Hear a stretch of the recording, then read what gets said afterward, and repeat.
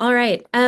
So as Dr. Mason mentioned, the research that I'm presenting today appears in a book recently published with the University of Chicago Press, and also in the American Journal of Sociology. So you can take a look at either of those publications if you'd like to learn more. The book especially includes a lot of findings that I won't have time to get into today. And shoot me an email if you have any trouble accessing either of those, and I can hook you up.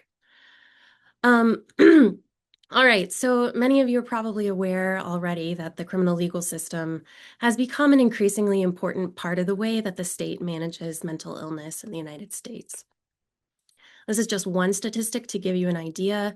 You can see here that people with mental illness, defined here as a moderate or severe mental, behavioral, or emotional disorder, of sufficient duration to meet DSM criteria, excluding developmental disorders and substance use disorders, which is roughly the definition I will also use.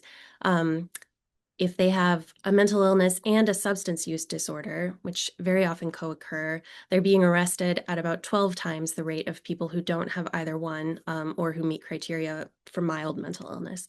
So this is a very large share of people who are entering the court system on the front end. And a large share of the arrests they're entering on are for low-level offenses that stem pretty directly from mental disorders, such as drug possession. Drug charges are still the most common arrest charge type in the United States, and people with mental disorders make up the majority of people arrested for drug possession, which is also still a felony offense in most states. Criminalization of behaviors associated with being unhoused is also widespread and growing. At least one large study found that public order offenses, often associated with homelessness, were the most common reason for arrest among people who had ever been treated for mental illness. And from a public health perspective, this raises some concerns. So it's now very well documented that criminal legal contact has negative impacts on mental health and on other associated outcomes. So a lot of advocates and policymakers have been looking for ways to reduce the social and financial costs associated with punishing these kinds of low-level offenses.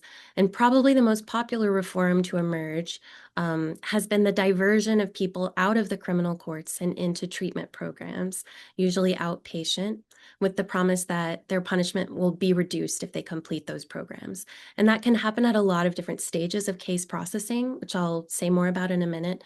But overall, hundreds of thousands of people are now being sent to treatment by the courts every year, 500,000 into publicly funded drug treatment alone. And the continued expansion of these diversion programs is at the top of lists of policy recommendations from across the political spectrum, as an effective way to improve public health and reduce the negative impacts of the legal system. Increasingly, mandated treatment is seen as so positive in itself that it's being talked about not just as a substitute for formal sanctions, but as a reason to pull more people into the criminal legal system. So part of the first chapter of the book looks at the role court-mandated treatment is playing in policy and legislative debates about how we respond to drug use and homelessness. And around the country, it's become a central argument in favor of maintaining or increasing criminalization.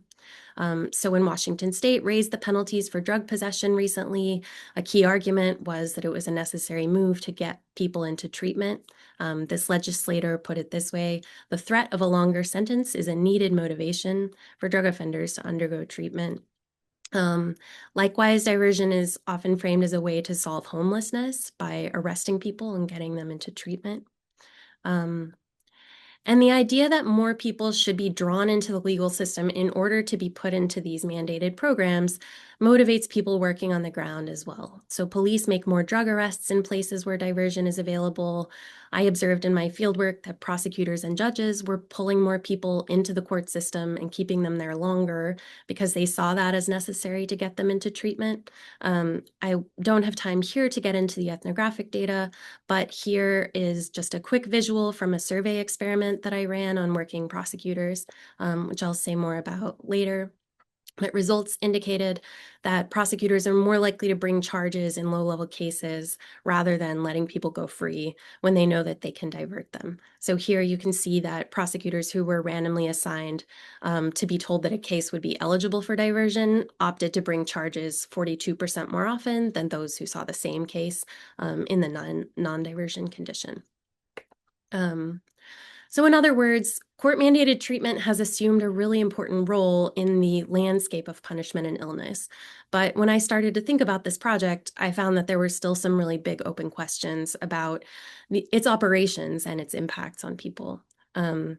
There was some great ethnographic research specifically on individuals' experiences with mandated treatment in inpatient or carceral contexts, particularly how those programs frame social problems and the kinds of behavior they're trying to produce in people. Another set of studies was asking whether and how the programs changed behavior by using recidivism rates as their metric and comparing rates among people who had completed diversion to rates among people who stayed in the traditional court system. But as I started my research, I was hearing stories that were raising other kinds of questions. So I'll tell you just one of those about an elderly man who I called George. George was walking under a highway overpass in the middle of the day when a passing police car pulled over. An officer got out, spotted small bags of heroin and cocaine and a needle on the ground nearby, and arrested him on 3 counts of possession. George found himself in the county jail on a $5,000 bond that he couldn't afford to pay. And after a really difficult month behind bars, George was offered the option to enter a diversion program that would get him out of jail that same day and keep his record clear if he went into treatment. So he was thrilled. But once he was in the assigned outpatient treatment program, he almost immediately ran into problems. He was supposed to go to treatment sessions 4 times a week and drug testing weekly, but he was missing sessions. His tests were coming back positive. His counselors were saying he was about to be kicked out of the program unless things turned around. Every time he went into court to check in with the judge, he saw more people who had been sent back to court from diversion and were being sentenced on felony convictions. And eventually he was so afraid that he would be sent back to jail if he went back in to the treatment program that he left and went on the run in another city. The program did send his case back to court, which put warrants out for him. And best estimates are that about half of everyone nationally who is court mandated into treatment sooner or later is removed from treatment and has their case sent back to court. The existing literature just didn't shed much light on that statistic or the experiences of people like George. George spent almost no time in the treatment environment itself. He also wouldn't be reflected in the studies of the outcomes of people who completed diversion, but this experience still had a huge impact on his life. So I went into this piece of the project with a question about why so many people are just being removed from these programs that were supposed to provide them with services and with what consequences. I did the research to answer that question in what's called a pretrial diversion program. So I mentioned that people can be referred into treatment at almost any stage of the court process. Drug courts are one of the best known forms that can take. So if we think of this as the progression of a case through court, drug courts usually operate toward the right end between conviction and sentencing or after sentencing while people are on probation. But the results of a national survey that I ran, which I'll say more about in a bit, indicate that much more widespread than drug courts are pretrial diversion programs run by prosecutors, which typically operate here at the charging stage.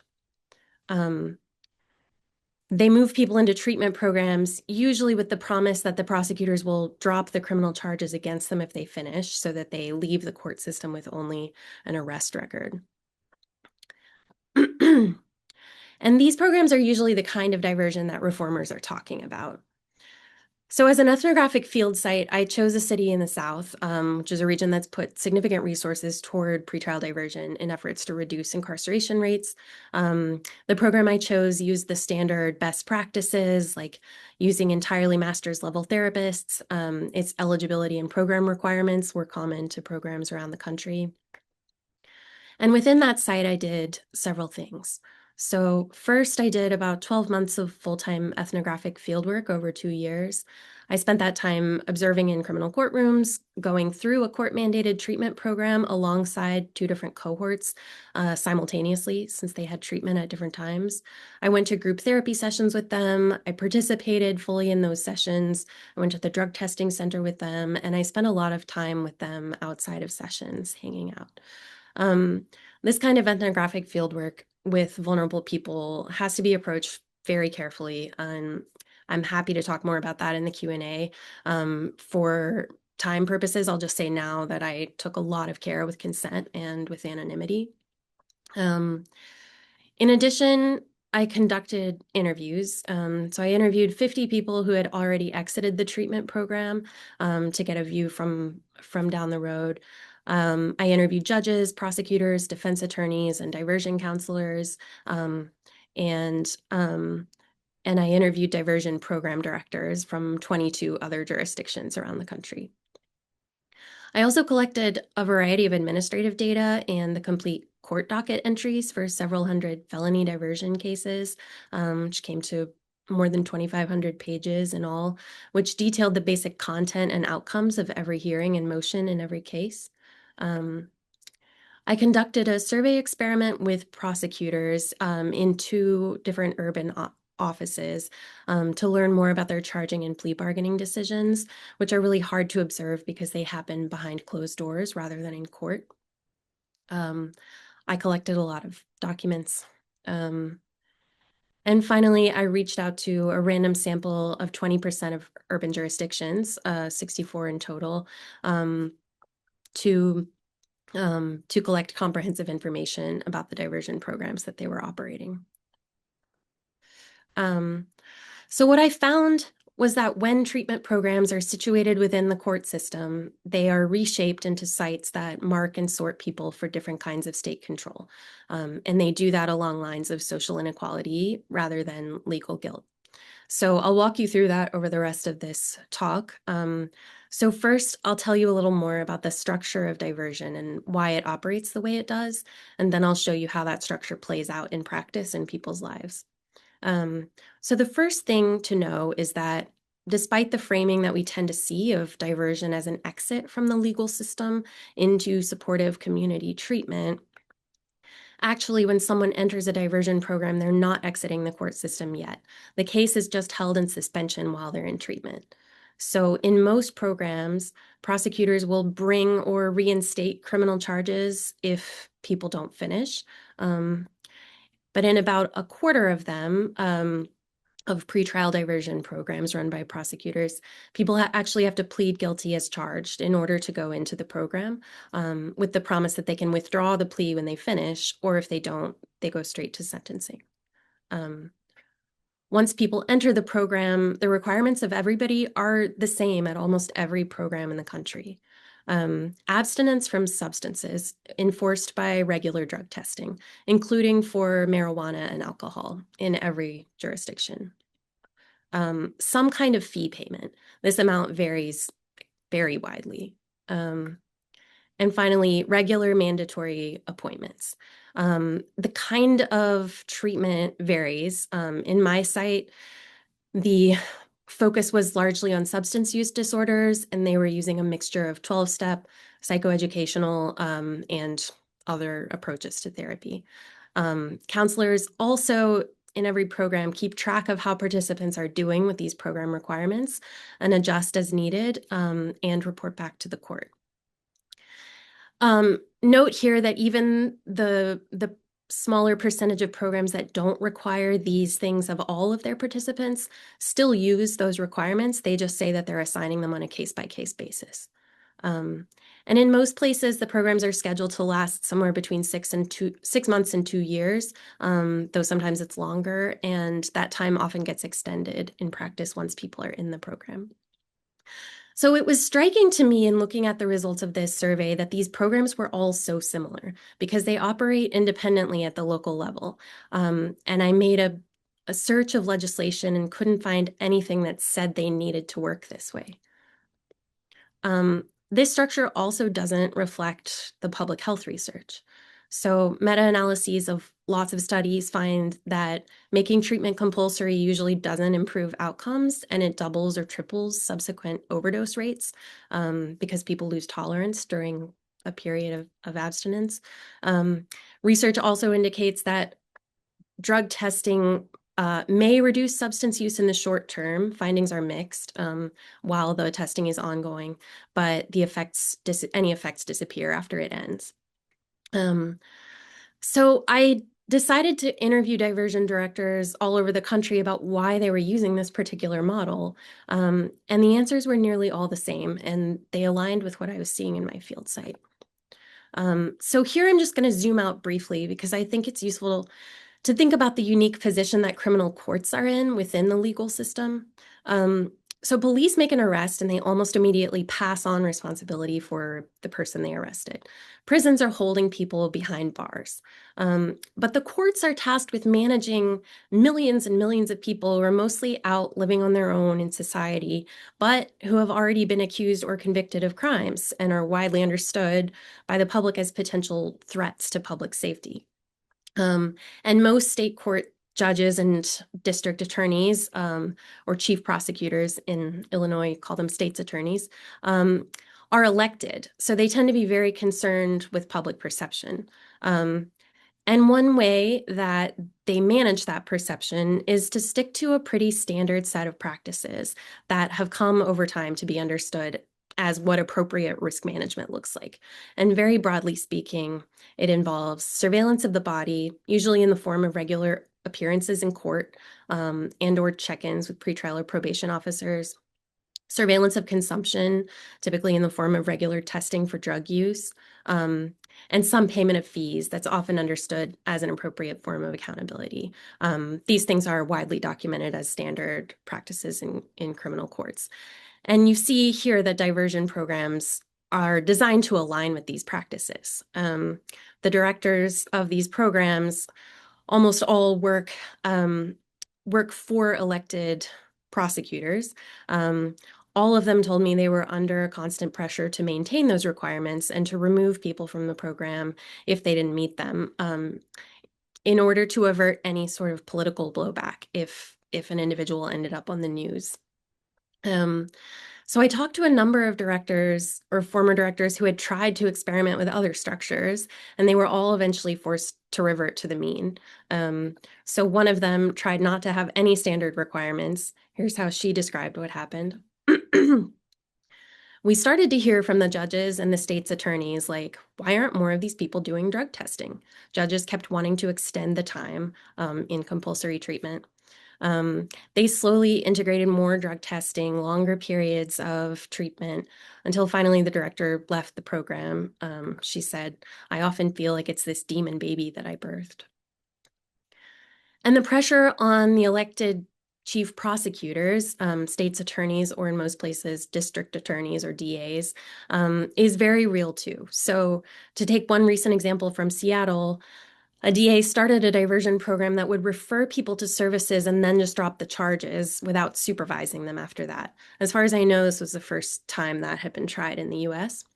And it raised such a furor that it became the central issue of the next election for district attorney. This is something that I didn't see anywhere else in my review of thousands of news stories and campaign materials related to DA elections. It led to big endorsements for his rival. That DA decided to just retire.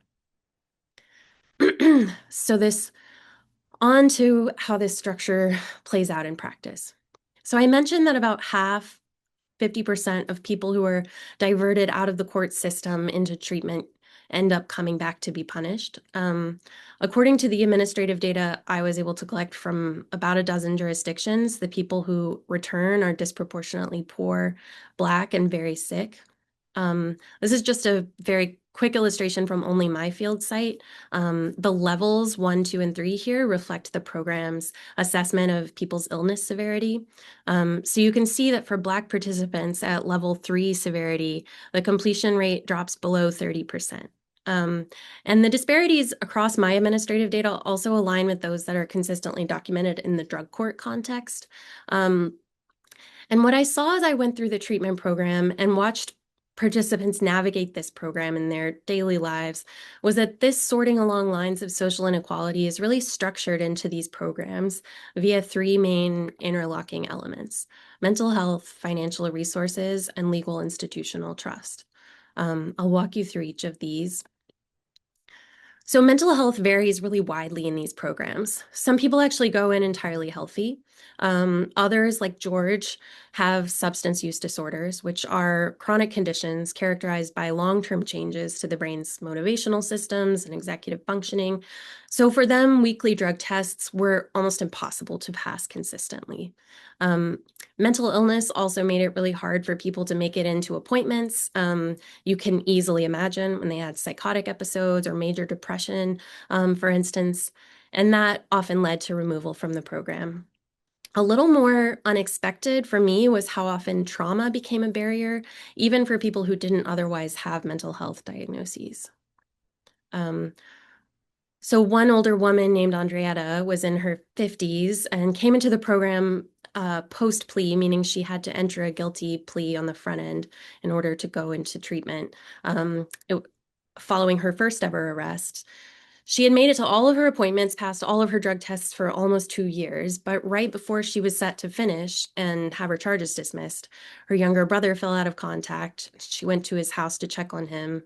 When she walked in, she found his body. She had to break the news to her mother and take her mother over to her brother's house to see. And the experience brought up a lot of memories of when her own son had been killed not long before. Um, in the aftermath, she smoked some marijuana, and then she stopped going in for drug tests because she knew she'd test positive. Her case was sent back to the court system, and she ended up with a felony conviction. When I last checked in with her, she still had not been able to find any work. Um, and this was so common. On more weeks than not, during my fieldwork, at least one person in the group was dealing with the unexpected death of a close friend or family member, often because of gun violence. In some cases, they were present for the death. And most of the young Black men in the program, especially, were using marijuana, which was decriminalized in the city where we were, as their main source of relief from flashbacks and anxiety. But in the program, that wasn't allowed. And when people turned in positive drug tests or missed appointments, therapists were just supposed to increase the frequency of tests and appointments, which made it even more challenging to keep up, and intersected with the next factor of financial resources. So the program fee in my field site was actually one of the lowest in the country, but a lot of the participants, including George, who we spoke about at the beginning, really struggled to come up with these fees or even to find the $2.50 for a round trip bus ride. The time that the program asked for also had steep costs in time off work, and in childcare. A lot of people found that they didn't have time to stay at their jobs or to take a new job because of the demands of the treatment programs. And these program costs also could go up suddenly beyond what people had expected. Um, that happened to a young man named Bryant, whose only source of income was gathering cans and other scrap metal to sell. He came into the program on crack and heroin possession charges. He was immediately assigned out by his therapist to additional, more intensive mandatory treatment. And when he got to the treatment center where they had referred him, he found that they charged $100 for the initial appointment, and they didn't accept Medicaid or allow for a payment plan. He didn't see any way to come up with that money, so he just gave up and went back to court. And the difficulty of making these payments could also be exacerbated by the fact of criminal legal supervision itself.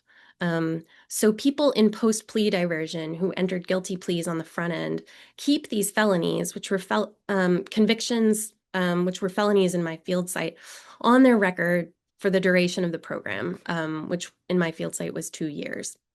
And even participants on pre-plea diversion often had pending charges on their records that would keep them from passing background checks.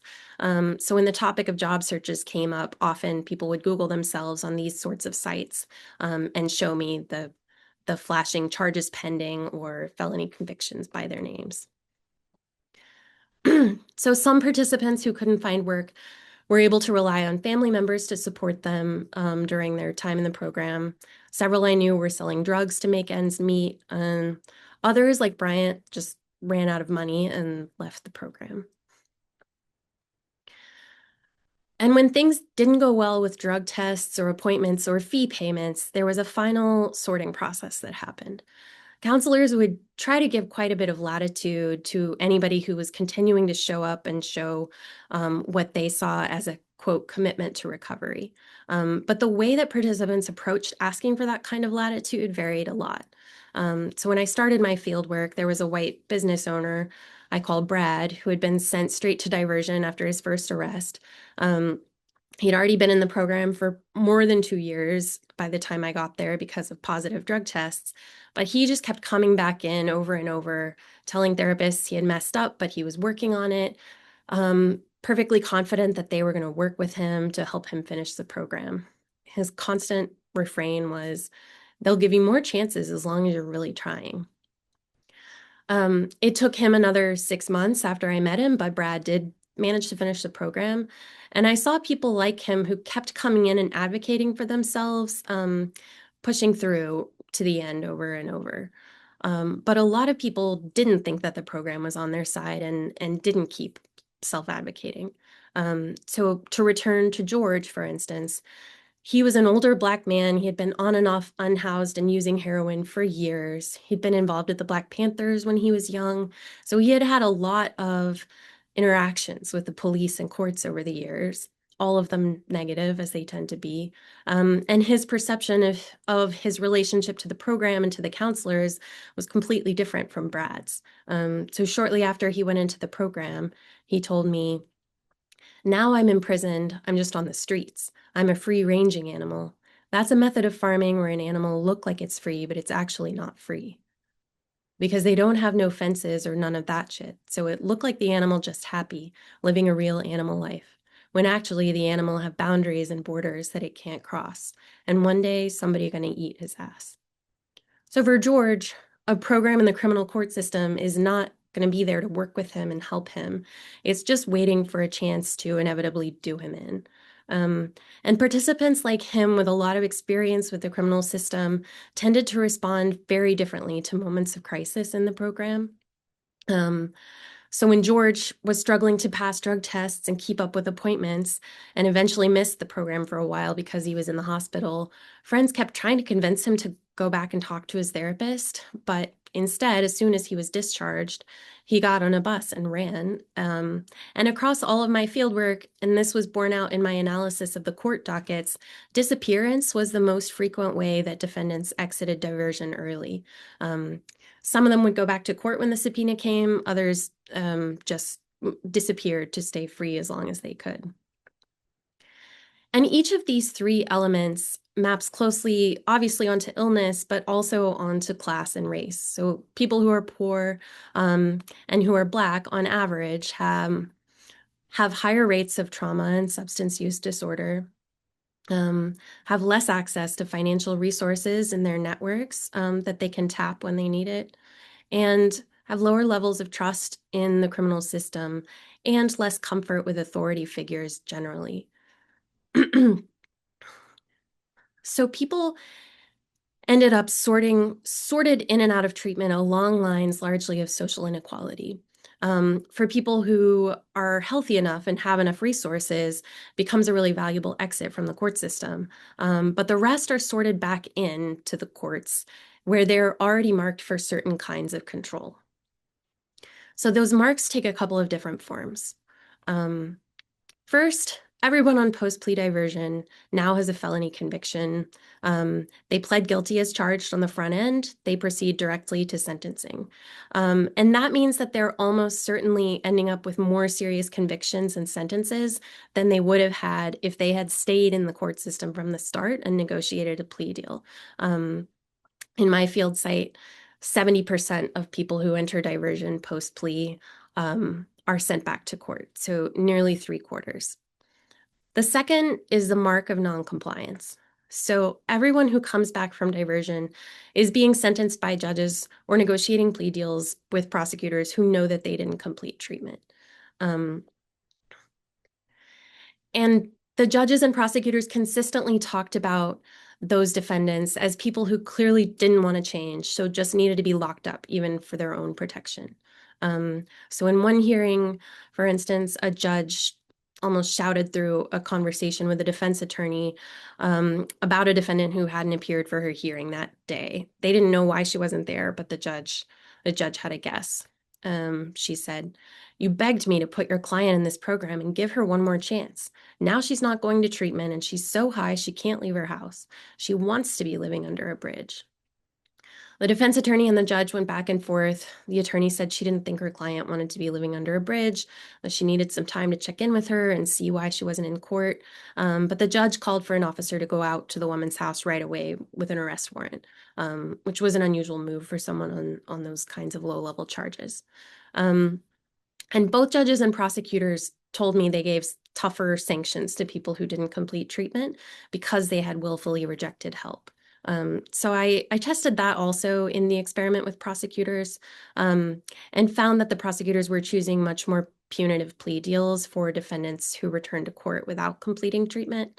So those who were randomly assigned to the condition in which they were told that the defendant had been to diversion and come back, rather than the condition in which they saw the same case with the same facts but could assume the arrest had just happened, were twice as likely to choose to offer a felony plea deal rather than a misdemeanor plea deal, nearly twice. So in sum, court supervision reshapes treatment programs into sites that sort people in large part along lines of social inequality, and end up marking them for punishment. There are a few implications that I want to draw out here.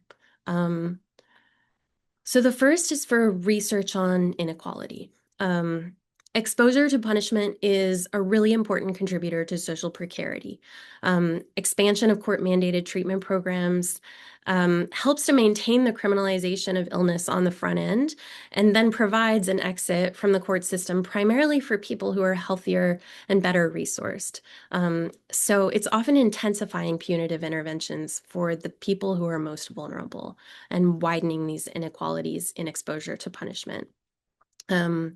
And I think you all are way ahead on this in the field of public health, but the findings about what it takes for people to perform compliance with the standard program requirements also tells us something about what's happening in other sites of poverty governance, many of which enforce those same requirements.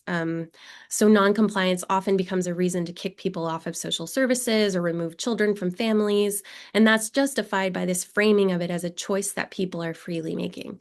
But in a lot of cases, I think these findings indicate it's actually a proxy for people's positions in the social structure. The next is for data transparency and research design. So I think the impacts of diversion in particular are flying under the radar for a couple of reasons. Data collection right now reflects this idea that diversion is an exit into a totally distinct institutional context that doesn't have any legal ramifications. So administrative data sets don't track the final outcomes of diverted cases if they track the use of diversion at all. So I think one clear implication of my findings is that we need to consider diversion into treatment as one stop within the broader criminal legal process rather than as an exit, and require collection of those data. Another is that the evaluations of these programs that consistently show very large reductions in recidivism are typically comparing rates among the people who complete treatment to the people who stay in the traditional system, dropping the almost 50% of people like George who don't make it through. And I think we should be concerned that these studies are not actually telling us that much because they don't account for selection bias. The large share of defendants who aren't making it through are very different from the people who do, and are likely to be more vulnerable to rearrest. There's one other implication for public health that I think is important to mention here. So most diversion programs don't fund treatment themselves. They refer people out to community-based programs. And people are very often getting into those programs ahead of waiting lists of voluntary clients. So to the degree that in some jurisdictions, there's an understanding that if you want to get into treatment for substance use disorder, you need to get arrested. And this is particularly concerning because, as I also show in the book, court-mandated clients often work really hard to hide their vulnerabilities from their counselors and perform as though everything is fine, both because they don't want to get any sensitive information back to the courts and because they want counselors to decide that they're healthy and release them from treatment as soon as possible. So it's likely that they're not able to benefit as much from those spots as voluntary participants would have. Um, Court-mandated programs also frequently ban methadone and Suboxone, which are tremendously important treatments for opioid use disorder, because they operate under abstinence-only frameworks that frame these medications as, quote, substituting one addiction for another. So there are a few reasons I think that administering healthcare by way of the courts, as that's currently structured, may not be the best use of public funds that are allocated to Medicaid or directly to mental health treatment efforts. So there are certainly some ways that diversion programs could be improved.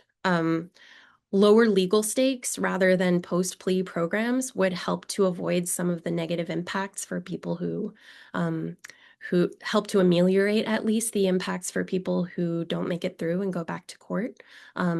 So the milder the punishment for failing to meet requirements, the better. Certainly, the lower the financial costs of participation, the better. And there's huge variation there. I found one program that charges $10,000, others that are, $100. Fewer appointments and less drug testing would likely also increase rates of completion. Probably so would providing transportation and childcare. But my findings, I think, do indicate that there are a lot of barriers to really big structural changes to these programs. Some of that is certainly budgetary, but a lot of it is related to these deeply entrenched ideas about what the court system is supposed to do and the kinds of control that need to be maintained over people who've been accused of crimes. So I think we're beginning to see some of the limits of asking individual practitioners and officials in that system to make really big changes to diversion programs. I think ultimately what these findings suggest is that if the goal is to maximize improvements to public health and minimize the negative consequences of criminal legal contact, we should be thinking about how to relieve courts of responsibility for managing mental disorder altogether. So things like the provision of accessible public mental health care and bringing treatment for substance use disorder into line with medical research, which much of it currently is not, is a crucial move, which is not saying anything new to this audience. Measures to reduce homelessness by reducing poverty and providing more housing would probably also move the needle. And ultimately, I think legislative changes that reduce or eliminate criminalization of things like drug use or being unhoused are probably also needed. Um, To end by zooming out a little, in the book, I think about court-mandated treatment as a case of a process that I call institutional entrenchment, by which institutions adopt reforms that ultimately replicate and help to entrench their existing patterns of action. So across a lot of domains, when there are demands for change or there are financial and legal shifts that leave certain social problems unaddressed, we often see organizations proposing new programs or practices that they can implement using their existing infrastructure and staff, and that can bring in more resources for their operations, which makes a lot of sense organizationally. But there's a lot of evidence from individual studies that these kinds of new practices tend to be reshaped into tools to carry out work similar to what was already happening within the organization, though often in less recognizable forms. So the book shows in detail how that entrenchment happens in practice, how these dominant institutional logics seep in and reshape the work that's happening. And I think this phenomenon is particularly important to keep in view as we see healthcare increasingly outsourced to other kinds of institutions. Well, I cannot thank you enough for being with us today and answering our questions and sharing your exciting work. So thank you so much and have a great afternoon, everyone.